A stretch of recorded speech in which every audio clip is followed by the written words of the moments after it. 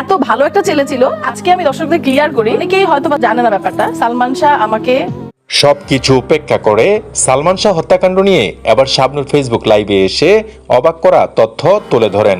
বিস্তারিত জানতে সম্পূর্ণ ভিডিওটি দেখুন। শাবনূর বলেন, প্রিয় দেশবাসী, আজ অনেক কষ্ট নিয়ে আপনাদের সামনে কথা বলতে এসেছি।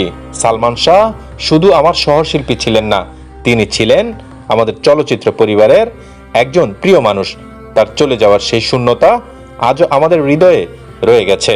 সালমানের মৃত্যুকে ঘিরে বছরের পর বছর ধরে নানা প্রশ্ন, নানা আলোচনা এবং নানা মতামত আমরা শুনে আসছি।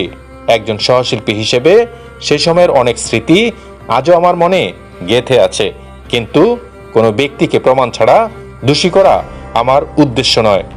আমি শুধু চাই সালমান শাহর মৃত্যুর প্রকৃত সত্য যদি কোথাও অজানা থেকে থাকে, সেটি যেন নিরপেক্ষ তদন্তের মাধ্যমে জাতির সামনে পরিষ্কার হয়।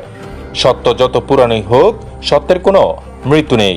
দেশবাসীর কাছে আমার অনুরোধ, গুজব বা আবেগের ওপর নয়, প্রমাণ ও নির্ভরযোগ্য তদন্তের ওপর বিশ্বাস রাখুন। সালমান শাহকে ভালোবাসতেন যারা, তারা যেন তার স্মৃতিকে সম্মান করেন এবং সত্য উদ্ঘাটনের দাবি শান্তিপূর্ণভাবে তুলে ধরেন। সালমান আজ আমাদের মাঝে নেই, কিন্তু তার অভিনয়, তার হাসি, তার অসাধারণ উপস্থিতি সবকিছুই আমাদের স্মৃতিতে বেঁচে থাকবে।